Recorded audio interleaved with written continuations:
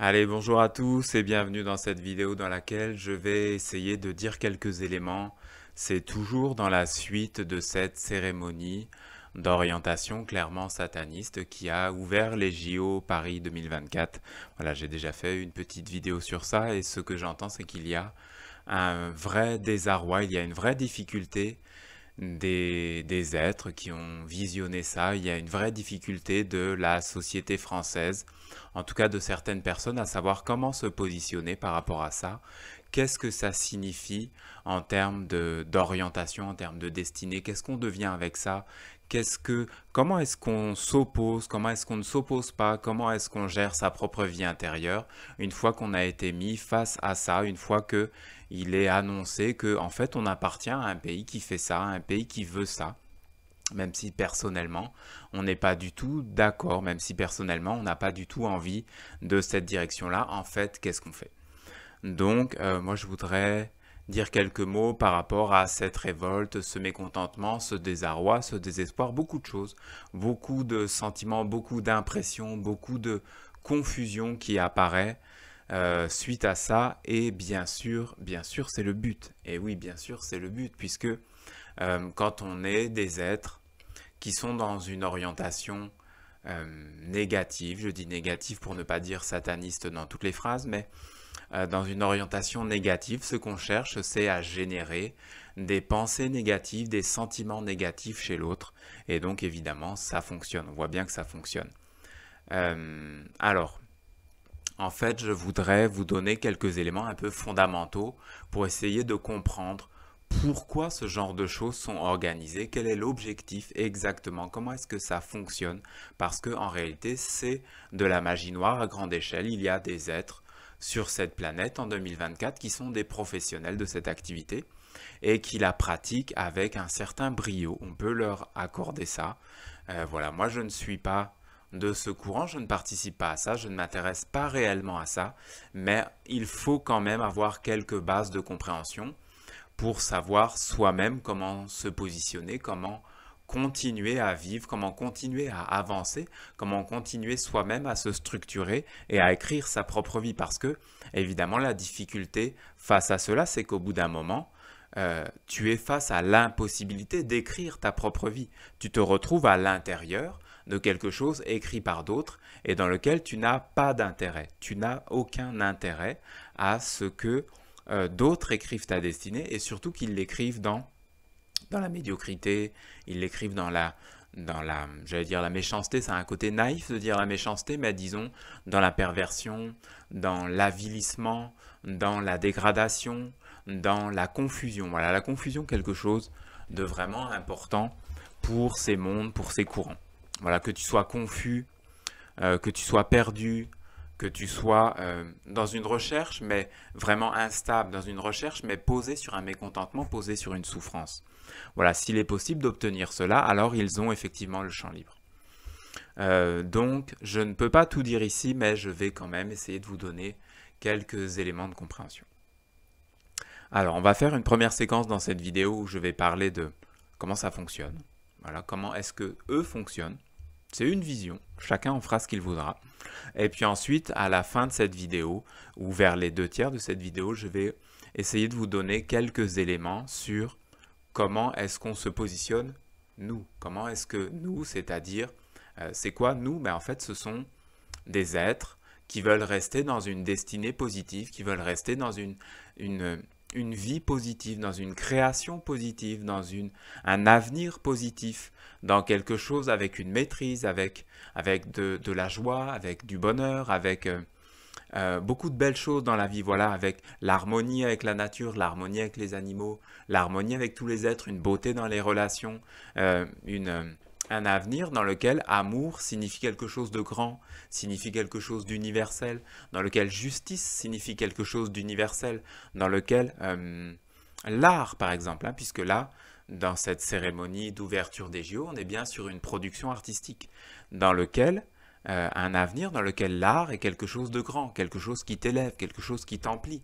quelque chose qui te rend meilleur que ce que tu étais avant d'avoir vu. Voilà, il y a des productions artistiques grandioses. L'humanité a produit certaines œuvres grandioses. Quand tu les vois, si tu te concentres, si tu médites, ça t'élève. Et bien sûr, il y a une autre vision. Il y a la vision qui te salit, qui te traumatise.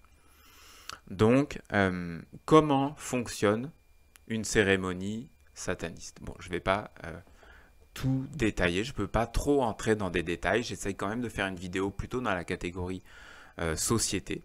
Donc, je ne vais pas faire une vidéo spécifiquement sur la magie noire.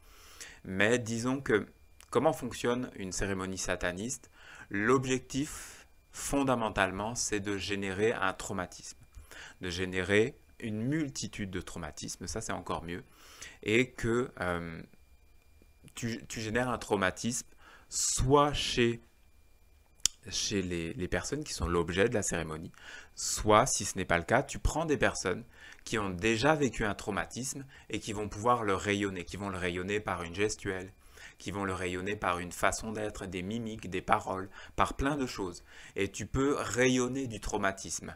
Et en rayonnant du traumatisme, tu peux obtenir de traumatiser l'autre. C'est quelque chose d'un peu subtil, il faut être assez, comment dire, assez raffiné quelque part pour commencer à capter ces choses-là. Mais si tu es face à quelqu'un qui a été profondément traumatisé, de plein de manières, bien sûr il y a le viol, il y a la pédophilie, il y a, je ne sais pas, la torture, il y a plein de façons de traumatiser des êtres. Il y a d'autres choses, la méchanceté verbale, l'humiliation, toutes ces choses-là. Si tu es face à une personne qui est comme ça, qui a reçu cela, qui l'a intégré, qui vit avec cela, qui a stabilisé, par exemple, l'humiliation, un être qui va diriger, mais qui est un être profondément humilié. Peut-être il a été violé, peut-être il a été insulté à répétition.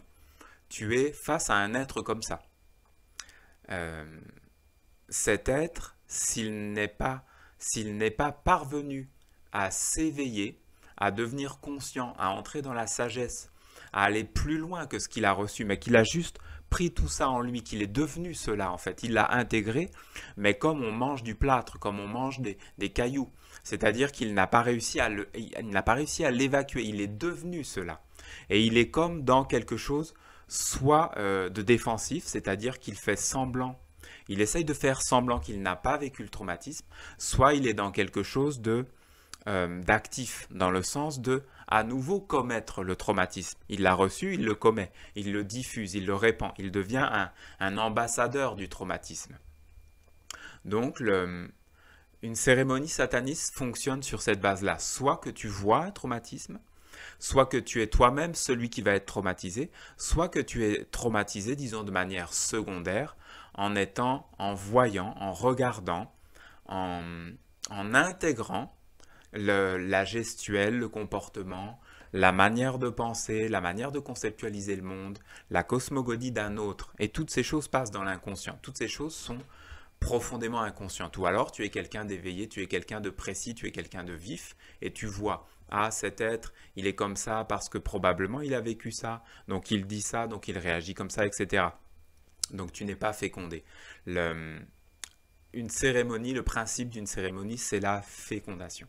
C'est de l'agriculture. Il faut savoir que ce sont des méthodes d'agriculture, mais dans cette vision-là, ce n'est pas que tu mets des graines dans la terre, c'est que tu mets des idées dans des humains. C'est de l'agriculture fondamentale, l'agriculture la plus puissante, si on peut dire, la plus structurante, à laquelle tu es exposé au cours de ta vie, c'est celle-là.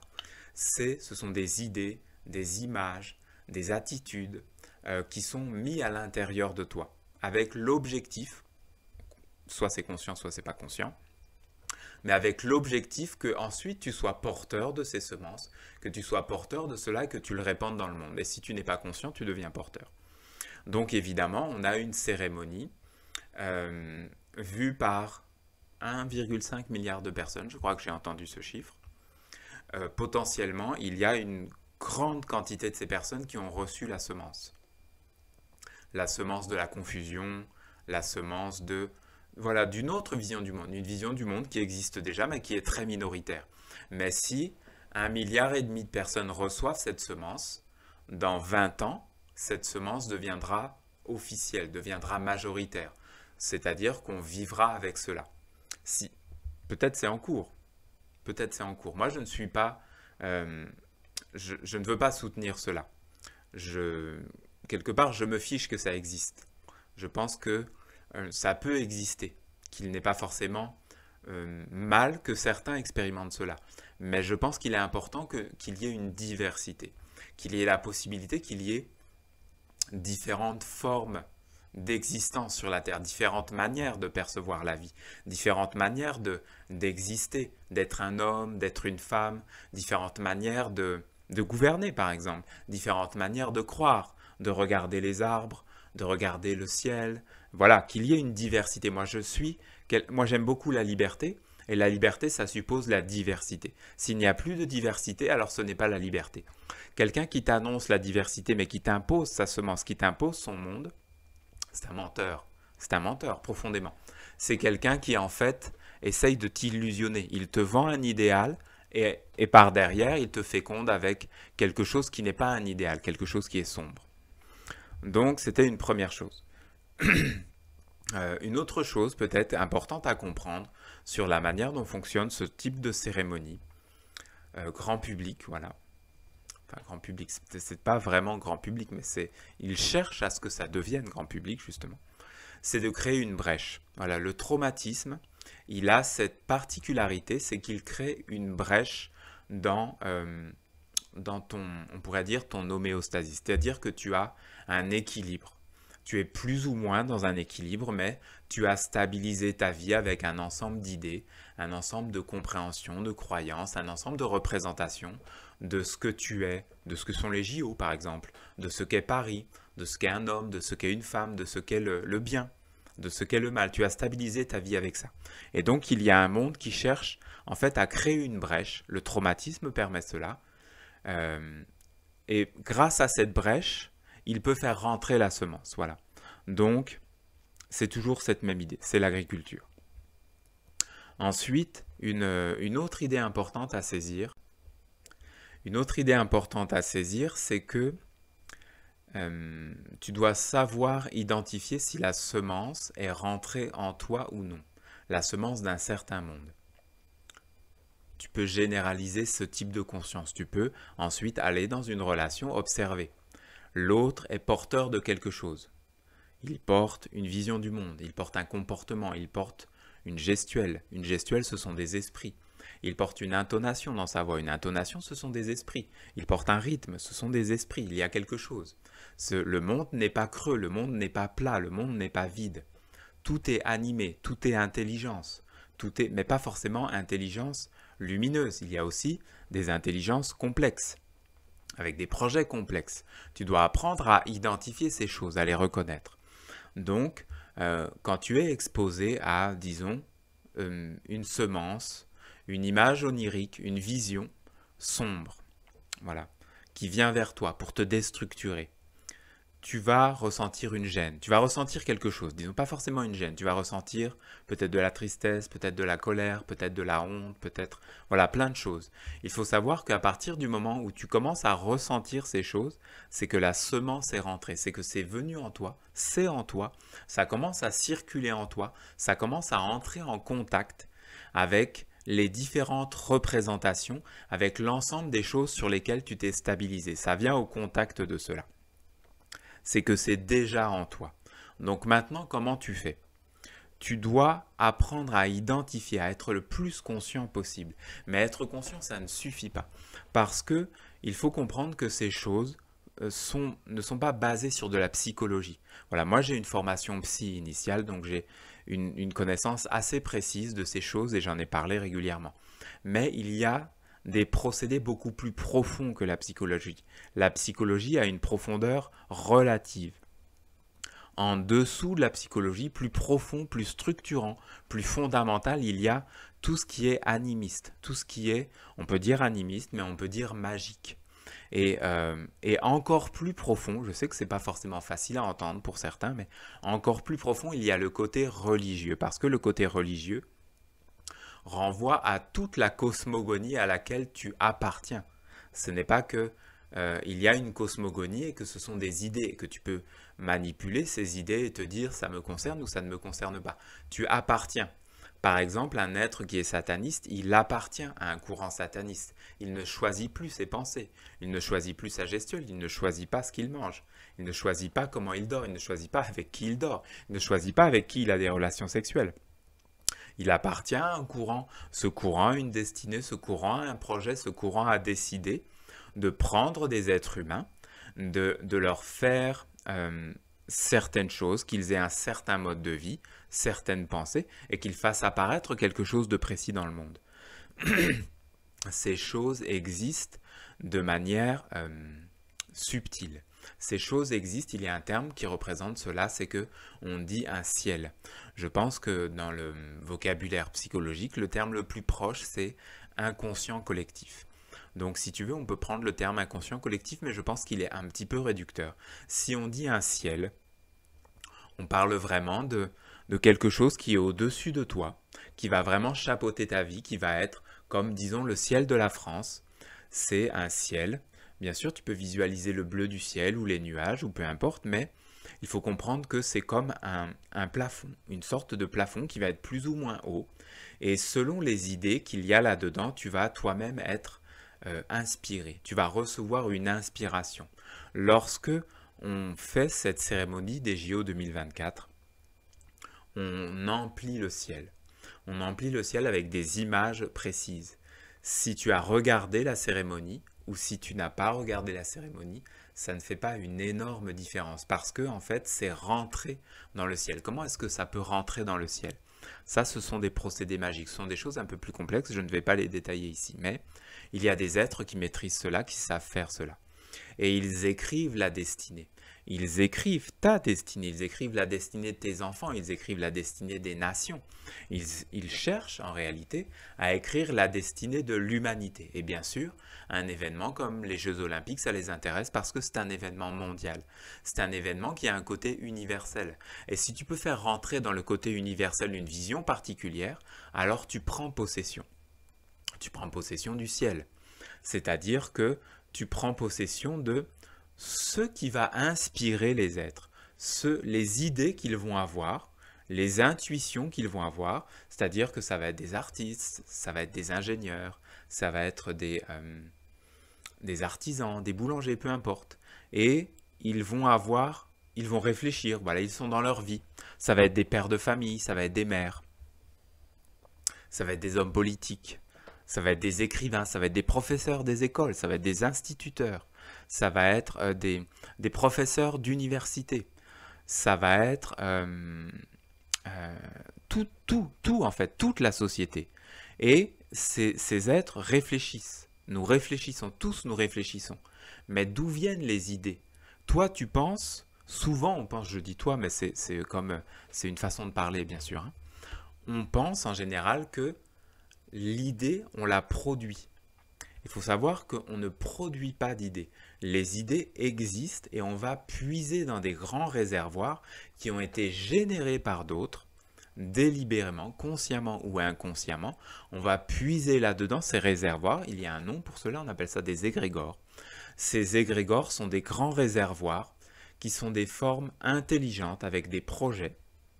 Et par exemple, le satanisme, c'est un réservoir d'idées, d'intuition, de destinée, de trajectoire, de musique, voilà, de films, de toutes sortes de choses, voilà, de création, d'invention technologique, d'invention mécanique, de conversation. Voilà, il y a des conversations. Le satanisme, c'est une certaine manière d'aborder les relations. C'est une certaine manière d'aborder la sexualité. Ces choses existent dans des grands réservoirs. Je dis réservoir, peut-être ce n'est pas très parlant comme terme, mais c'est une manière d'essayer d'imager cela. Et quand tu réfléchis, si tu es en dessous de ça, parce qu'en fait, l'État t'a mis en dessous de ça, parce qu'en fait, les dirigeants t'ont mis en dessous de ça, parce que toi-même, inconsciemment, tu t'es laissé te mettre en dessous de ça. Tu reconnais l'autorité d'un État, tu reconnais l'autorité d'un dirigeant, tu reconnais les lois injustes, les lois stériles, les lois débiles, les lois profondément absurdes mises en place par certains dirigeants. Tu les reconnais, tu les appliques. Oui, mais si elles sont issues d'une certaine inspiration, d'une certaine vision, sombre, obscure, sataniste, avilissante, alors quand tu vas toi-même réfléchir, par exemple, tes enfants viennent, tu as un enfant de 4 ans, un enfant de 10 ans, peu importe, un adolescent chez toi, il vient, il te parle, il te pose une question. Où est-ce que tu prends l'idée? Où est-ce que tu prends la réponse? Il faut aller plus loin que il faut aller plus loin que ce qu'on croit a priori. Les idées sont produites, on voit bien qu'elles sont produites. Parce que d'une époque à l'autre, elles changent. Parce que d'une civilisation à l'autre, elles changent. Parce que d'une religion à l'autre, elles changent.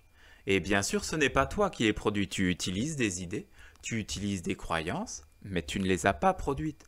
Tu les utilises. Et plus que de les utiliser, elles t'utilisent. Parce que ce sont des forces intelligentes, ce sont des mondes intelligents avec des projets.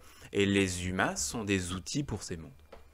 Voilà, donc je pense que ça donne quelques idées sur la manière dont fonctionnent certains dispositifs magiques, certaines cérémonies.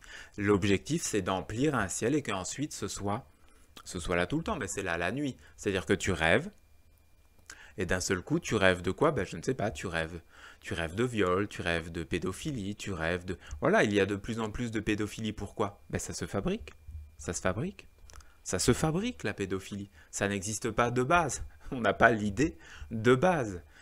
Tout se produit. Les humains sont malléables. Les choses se produisent. Et il suffit de connaître la méthode. Voilà, certains êtres connaissent les méthodes. Donc une autre idée que je voulais vous proposer dans cette vidéo pour essayer de comprendre comment fonctionnent ces courants, c'est qu'il y a une loi, je pense qu'on peut considérer que c'est une loi, c'est que à chaque génération, tu peux repasser un cap. C'est-à-dire que si tu as un projet, mais ce n'est pas un projet individuel, forcément c'est un projet d'un courant, c'est un projet d'une lignée, par exemple, une lignée de vampires, ou une lignée de... Par exemple Jésus, on pourrait dire Jésus, bien sûr, ce n'est pas une lignée de vampires, Jésus.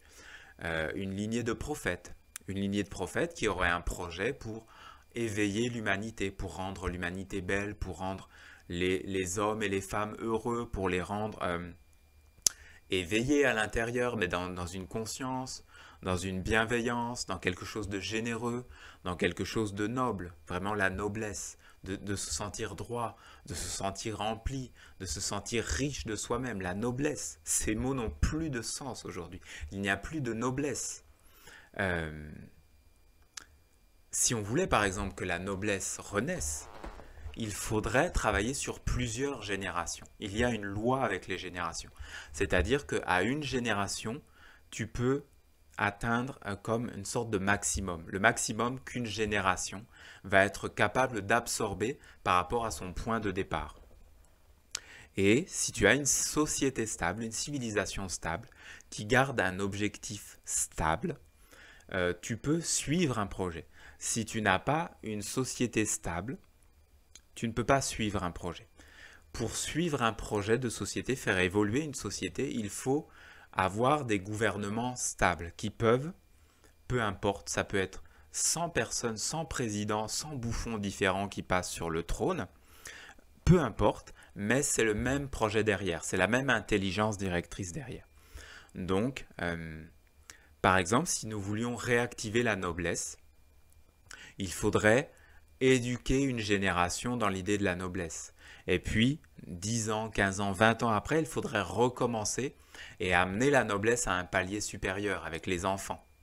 Et à la génération suivante, avec les petits-enfants, il faudrait amener la noblesse à encore un palier supérieur. Et on amènerait vraiment les êtres vers la royauté, ce seraient des êtres de dignité, ce seraient des êtres de largeur, vraiment avec une largeur de vue, avec une profondeur de vue, etc. Ça, c'est dans le côté positif, bien sûr. Mais ces choses existent dans le côté négatif. Si tu veux avilir un peuple, et à plus forte raison, si tu veux avilir l'ensemble de l'humanité, bien sûr, ce n'est pas vraiment un projet humain. Ce sont des grandes intelligences, des grands courants qui organisent cela. Si tu veux faire cela, tu ne peux pas l'obtenir sur une génération. Parce qu'un être qui naît en 1900, par exemple, il va se souvenir, c'est une question de mémoire en fait, il va se souvenir que en fait, quand il est né en 1900, ou plutôt quand il avait, disons, 10 ans, entre 10 ans et 20 ans, vraiment le moment où il a été façonné, voilà. Il va se souvenir de la manière dont il avait été forgé, de la manière dont le monde l'avait forgé. Il va s'en souvenir. Et il n'acceptera pas de s'éloigner exagérément de la manière dont il a été forgé. Il n'acceptera pas. Même il voudrait le faire volontairement, il aurait des difficultés. Mais il n'acceptera pas que ça lui soit fait de l'extérieur. Donc tu peux l'avilir, disons, à 10%.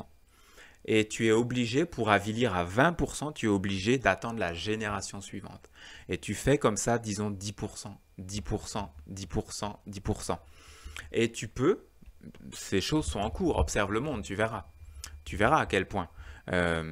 Très simplement, écoute la musique populaire qui était produite en l'an 1900. Il y a des enregistrements, je pense, où il y a des textes, ça se trouve. Moi, j'ai déjà trouvé ce genre de choses. Écoute la douceur, écoute comment dire, la naïveté, la générosité, la manière dont c'était tranquille, c'était des vies tranquilles. Écoute la musique, mais même sur plein d'aspects. Je ne dis pas que la vie était très simple. Bien sûr, il y avait une rudesse, bien sûr, il y avait plein de choses. Mais les esprits qui animaient les humains, c'était des esprits de la nature encore, avec une proximité avec la nature, pas complètement. Mais il y avait une proximité avec la nature. Et si tu remontes encore plus loin, tu peux trouver des époques où les humains vivaient réellement avec la nature. Et c'était leur noblesse, c'était leur participation au monde, c'était l'amour, mais l'amour des plantes, l'amour d'avoir des vaches, d'avoir des chevaux, de planter du blé, d'avoir l'amour du blé, le blé qui a bien poussé, d'avoir l'amour du travail bien fait parce que tu le manges ensuite. Aujourd'hui, tu ne manges plus ton travail, tu peux tout déconnecter. Tu peux avoir un travail profondément malsain et être extrêmement riche. Tu peux tout déconnecter aujourd'hui. Avant, ce n'était pas possible. Pas pour tout le monde, pour certains, c'était possible. Et donc, si tu passes sur plusieurs générations, tu peux atteindre des niveaux d'avilissement extrême. Est-ce que, en l'an 1900, on aurait pu obtenir qu'un homme, né homme, même se sentant homosexuel, est-ce qu'on aurait pu obtenir de lui qu'il accepte la chirurgie plastique, j'ai oublié, il y a un autre terme. Est-ce qu'on aurait pu obtenir d'un homme, même en supposant qu'il ait un sentiment homosexuel? Est-ce qu'on aurait pu obtenir de ça, de lui dire, écoute, en fait, on va te découper, etc., on va faire ça, on va faire ça, on va faire ça, et ça va être génial, tu vas être super content. Est-ce qu'on aurait pu obtenir cela? Peut-être un, peut-être deux. Mais est-ce qu'on aurait pu l'obtenir de centaines? Est-ce qu'on aurait pu l'obtenir de milliers? Est-ce qu'on aurait pu en faire une vision de société? Est-ce qu'on aurait pu vendre aux êtres que la liberté c'était ça, que le bonheur c'était ça? Non, on n'aurait pas pu le vendre. En l'an 1900, on n'aurait pas pu le vendre aux êtres. Il a fallu passer plusieurs générations. Et ça, c'est une loi. C'est que il faut attendre un certain nombre de générations pour atteindre certains objectifs. Et pour cela, il faut qu'une même vision du monde ait le pouvoir sur de longues périodes. Voilà, de longues périodes.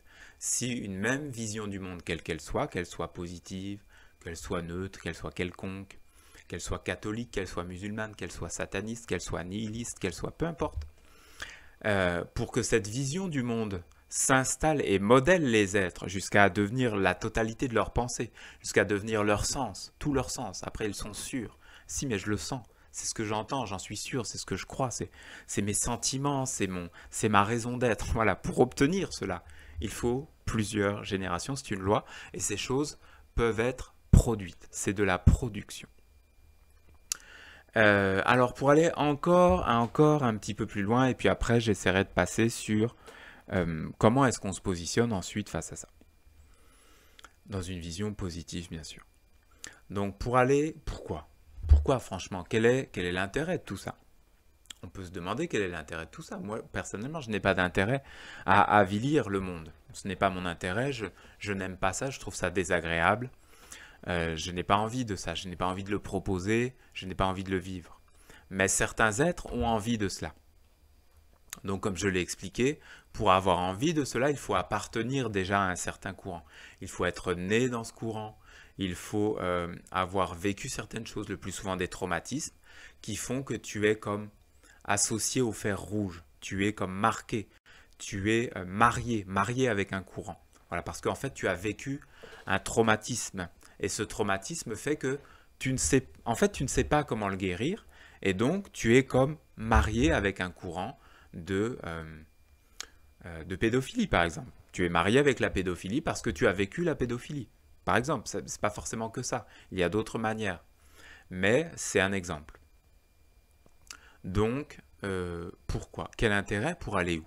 Moi, ce que j'imagine, je l'imagine parce que je vois qu'il y a une attaque forte et ciblée sur le christianisme. Ce que j'imagine, c'est que dans la société occidentale dans laquelle on est, en réalité, le seul rempart, mais vraiment, par rapport à l'effondrement total, c'est la parole de Jésus. Vraiment, hein, c'est la parole de Jésus. Il n'y a pas cette parole à 2000 ans. Il n'y a pas eu de parole plus forte. Je parle de la société occidentale. Hein. Il y a eu plein de prophètes. Je ne nie pas l'existence des autres prophètes, mais pour la société occidentale, il n'y a pas de parole plus forte que la parole de Jésus. Et cette parole continue à structurer l'humanisme. L'humanisme dont je ne suis pas du tout un adepte, mais l'humanisme est issu du christianisme. Beaucoup de courants, l'idée même de la justice, voilà, le côté social, le côté de soutenir les plus pauvres, le côté de beaucoup de choses de nos sociétés. La protection des enfants, les droits de l'homme, les droits de la femme, le fait de ne pas faire de guerre, on ne fait pas la guerre, on essaye d'être dans un minimum de respect, mais ces choses sont issues du christianisme. Elles sont complètement posées sur le christianisme, dans des versions plus ou moins dégénérées, mais elles sont quand même posées sur le christianisme.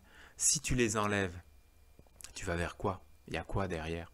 Si tu enlèves ça, si tu enlèves l'idée même, je parle même pas de aime ton prochain, ça personne n'y arrive presque. Mais si tu enlèves même l'idée minimum du respect, mais il va rester quoi?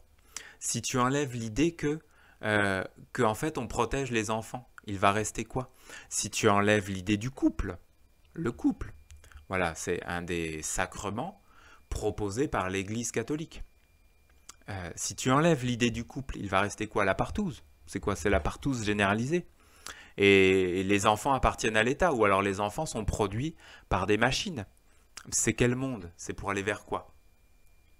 Donc, moi, ce que j'imagine, c'est comme, disons, comme une hypothèse, mais ce que j'imagine, c'est il y a un courant qui voit dans la civilisation romaine un idéal, en fait. Et que le christianisme est comme venu balayer cet idéal. Et que cette civilisation romaine, avec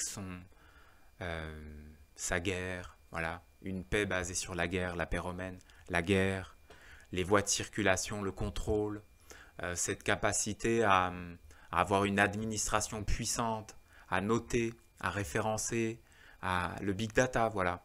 Ces choses ont une origine dans la Rome antique, en réalité, si tu regardes. Et le christianisme est comme venu les balayer, les repousser, pas complètement évidemment, mais ça a été... le christianisme a supprimé par exemple les jeux du cirque, il ne reste que la corrida. Avant, on allait regarder des massacres. C'était comme un bon moment.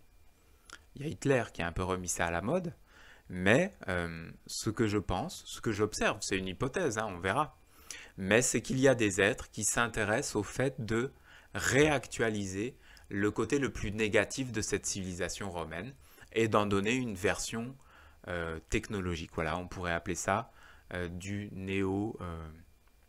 une civilisation néo-romaine, voilà, par exemple. Hein, et puis on verra.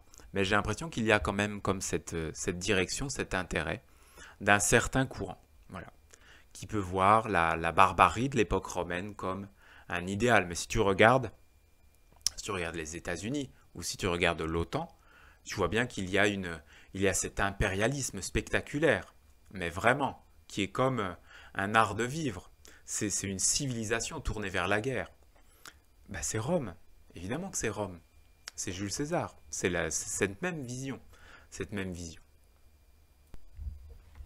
Donc voilà, je vais parler maintenant de comment se positionner pour avoir une action positive sur le monde, pour avoir une action qui préserve ton intégrité, qui préserve mon intégrité, qui préserve l'intégrité des gens qui sont autour de toi et même qui préserve l'intégrité du pays, l'intégrité des peuples. Voilà, parce que il y a tout ce courant qui voudrait te pousser dans le déni. Voilà, bien sûr, il y a ce côté de dire bah non, non, j'ai rien vu, il n'y a rien. Il y a ce côté de la soumission qui va te dire, avec le côté du syndrome de Stockholm, de se dire, en fait, il y a un être, il y a un monde qui m'agresse, qui agresse mes enfants, qui veut éduquer mes enfants, qui veut former mes enfants, qui veut opérer mes enfants. Hein, parce qu'après, ça va vers ça. Hein. Euh, et en fait, je n'ai pas la force, je suis trop faible pour m'opposer, je suis trop faible pour faire quelque chose. Donc je vais entrer dans l'identification à l'agresseur, le syndrome de Stockholm. Voilà, je vais dire, ah ben non, mais en fait c'est bien. Voilà, je résume, hein, c'est vraiment une caricature. Vous pouvez vous renseigner sur ce syndrome si vous voulez. Euh, et puis, il y a l'action politique, bien sûr. Moi, je ne me positionne pas sur l'action politique, mais je pense que l'action politique est bienvenue. Ça va être, par exemple, de faire des procès. Ça va être d'essayer d'adapter les lois, modifier les lois. C'est limité, c'est limité. Mais c'est quand même bien, ça peut servir, ça peut être nécessaire. Il y a par exemple des lois, là on était sur le fait que l'expression est la liberté d'expression. Mais évidemment, c'est une escroquerie intellectuelle, puisque en France, la liberté d'expression est loin d'être complète. Il y a des choses qui sont totalement interdites. La haine raciale, par exemple, je crois qu'il y a eu des lois qui interdisent la haine raciale. Bah, pourquoi? Je ne dis pas qu'il faut. Mais quand tu parles de liberté d'expression, il faudrait avoir la rigueur de préciser qu'en fait, tu parles d'une liberté d'expression qui est déjà restreinte, et de préciser pourquoi, et d'entrer là-dedans. En fait, on a restreint la liberté d'expression sur certains sujets. Pourquoi? Et pourquoi est-ce qu'on veut que la liberté d'expression soit totale sur d'autres? Pourquoi? Voilà, après mais c'est de l'intelligence, ça suppose de réfléchir, ça suppose de s'asseoir, ça suppose de prendre du temps, ça suppose de ne pas toujours prendre les gens par derrière et toujours prendre les gens pour des idiots. Voilà, ça suppose une réflexivité, ça suppose un respect de l'autre, ça suppose de donner à l'autre les moyens de comprendre ce qu'on est en train de faire. Donc voilà, ça ce serait disons le plan de l'action politique, de créer un parti, de dénoncer des choses sur la place publique, de faire un média, voilà, d'annoncer des choses dans les médias. Là, je parle, c'est public, plus ou moins public. Il y aurait l'action guerrière, évidemment. Moi, je ne conseille pas du tout l'action guerrière, mais ces choses existent. Est-ce que quand tu es face à un pouvoir central qui te refuse le droit à avoir ton propre mode de vie, qui te l'interdit, qui est prêt à créer des lois qui t'interdisent d'avoir un mode de vie intègre, qui t'interdisent d'avoir un mode de vie sain, est-ce que, au bout d'un moment, tu n'es pas simplement en droit d'agir? Voilà, moi je ne suis pas un guerrier, je ne suis pas pour. Mais je pourrais comprendre que certains disent, on se fiche de nous, on ne nous écoute pas, on ne respecte pas nos droits, on ne respecte pas... normalement, si on est dans un pays libre, tu as le droit de vivre comme bon te semble, avec le respect pour l'autre bien sûr. Mais là, ce n'est pas ce qu'on observe. Certains veulent avoir le droit de vivre comme bon leur semble, mais ils veulent surtout te féconder, ils veulent surtout que tu adoptes leur manière de vivre. Donc ce n'est pas du respect et il n'y a pas de raison de se soumettre à cela. Et bien sûr, moi, ce dont je veux vous parler, c'est l'action sur le plan ésotérique. Voilà, l'action sur le plan ésotérique, l'action sur le plan magique, l'action sur le plan subtil, l'action sur le plan de la vie intérieure. Parce que je pense que c'est réellement là que se jouent les choses. C'est à cet endroit-là que les ténèbres, les satanistes placent la semence. Et dès que tu vas mobiliser ta vie intérieure dans une réactivité, que ce soit déni, soumission, action politique, action guerrière, tu es en réalité mobilisé par la semence qui a été mise en toi. Tu n'es pas un être autonome, tu n'es pas un être individué. Tu es un être qui a été mis en mouvement et qui se débat, qui essaye de réagir, qui essaye de faire contre, qui essaye de faire semblant, qui essaye plein de choses, mais tu n'es pas un être autonome qui génère sa propre destinée. Donc, moi, ce qui m'intéresse, c'est de générer une destinée qui me soit propre, qui corresponde aux valeurs auxquelles je crois, qui correspond à la vision à laquelle je crois et qui correspond à un certain ciel. Voilà, j'ai parlé de cette notion de ciel. Il y a plusieurs ciels. Il y a des ciels obscurs, il y a des ciels avec beaucoup d'idéologies différentes, avec beaucoup de courants différents, mais bien sûr on est dans un courant d'uniformisation massive. Voilà, puisqu'on peut avoir aujourd'hui des événements mondiaux, c'est bien qu'on est dans un courant d'uniformisation. Donc, il faut avoir cette dextérité. Déjà, c'est comme une dextérité intellectuelle. Et ensuite, c'est d'autres choses. C'est de se positionner dans sa vie intérieure. C'est de passer des partenariats avec certains mondes, avec certaines alliances, avec d'être dans un côté de la religion, mais la religion universelle. Le mot religion est compliqué à utiliser. Hein, je vois dans les commentaires, c'est que beaucoup ne comprennent pas le mot religion. Ils pensent aux religions mortes. Mais moi, je parle de la religion vivante. Je parle de la religion universelle. Je parle de relier tous les êtres et d'avoir un lien vivant, d'avoir un lien qui a du sens, d'avoir un lien qui ennoblit, d'avoir une relation avec toi, une relation vivante, une relation authentique, d'avoir une relation avec tout ce qui nous entoure, une relation vivante, pas une relation d'exploitation, pas une relation de destructeur, pas une relation de chercher comment te dominer, pas une relation de chercher comment t'amoindrir, pas de chercher à t'humilier, pas de chercher à dégrader les arbres, pas de chercher à imposer tout un mode de vie, toute une société qui écrase la nature, qui écrase les animaux, qui écrase le mode de vie des animaux, qui écrase le mode de vie des plantes, qui voit dans toutes les pierres la possibilité de faire plein de choses. Mais est-ce qu'on s'intéresse à la destinée des pierres? Cette question semble absurde. Mais si tu as une destinée, pourquoi les pierres n'auraient pas une destinée? Pourquoi les animaux n'auraient pas une destinée? Pourquoi est-ce qu'il n'y aurait pas une possibilité de liberté pour les pierres? Est-ce que ça n'existe pas la liberté pour les pierres? Mais pourquoi toi tu serais libre et les autres esclaves? Ce sont des questions qu'il faut se poser. Donc il y a beaucoup de façons de regarder le monde. Il y a beaucoup de façons de regarder le monde et certaines ennoblissent et certaines dégradent. Voilà, donc disons que je ne peux pas tout détailler ici parce que déjà ça ferait trop long pour cette vidéo et puis en plus ça nous amène dans des considérations ésotériques un peu complexes, mais disons que une première chose que tu dois atteindre si tu veux être libéré de cette fécondation par le mal, libéré de cette fécondation sataniste et ne pas entrer dans des chaînes de réactivité en tout genre, c'est que tu dois autonomiser ta vie intérieure. Tu dois devenir un être conscient, tu dois devenir un être qui tient debout. Tu dois devenir un pilier capable de porter un monde, ton propre monde, capable de porter une vision du monde, capable de porter quelque chose de supérieur, capable de porter quelque chose de plus grand que ta propre vie, mais noble, riche, vivant, quelque chose qui t'élève, quelque chose que tu peux transmettre comme une bénédiction, une bénédiction. Tu dois pouvoir être un porteur de bénédiction. Les satanistes sont des porteurs de malédiction. Ils prononcent la parole qui détruit. Tu dois, de manière autonome, voilà, j'insiste vraiment sur autonome, parce qu'aujourd'hui, il y a tout un monde qui s'est organisé pour que tu sois dépendant. Tu ne cultives plus ta nourriture, tu ne produis pas les objets qui sont chez toi, tu n'as pas produit ta maison, tu n'as pas produit ta voiture, tu ne sais rien produire, presque. Presque. Je dis tu, mais c'est nous. Là, je suis avec un ordinateur, je ne sais pas le produire. Donc, il y a une dépendance. Et il faut savoir que cette dépendance qui existe dans le monde extérieur, elle est au moins aussi importante dans la vie intérieure. Donc, tu dois à nouveau rendre ta vie intérieure indépendante. Indépendante de toute fécondation venant de l'extérieur. Tu dois être capable de faire un tri exact. Ah, tel être dit ça, il bouge comme ça. Il prononce telle parole, il danse. Il parle de liberté. Il parle de liberté. Ah, mais quelle liberté? Quelle est l'alliance? Quel est le monde derrière cette liberté? Quelle est l'intelligence globale derrière cette liberté? Si je suis libre comme lui, est-ce qu'en fait je ne suis pas esclave? Et si je suis libre comme lui, est-ce que mes enfants seront libres aussi? Ou est-ce que moi je vais être libre pendant 10 ans et mes enfants seront esclaves pendant 50 ans? Voilà, ça ce sont des vraies questions. Il faut se poser ces questions-là et il faut devenir des êtres autonomes. Et ça n'empêche pas de s'associer, bien sûr. Voilà, je m'arrête maintenant pour ne pas trop prolonger cette vidéo. Je vous souhaite une très belle journée.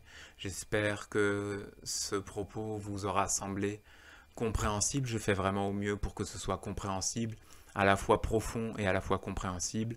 N'hésitez pas à poser des questions dans les commentaires, n'hésitez pas à partager cette vidéo bien sûr, n'hésitez pas à vous abonner. Je vous souhaite une excellente journée. Je vous souhaite beaucoup d'éveil dans votre vie intérieure.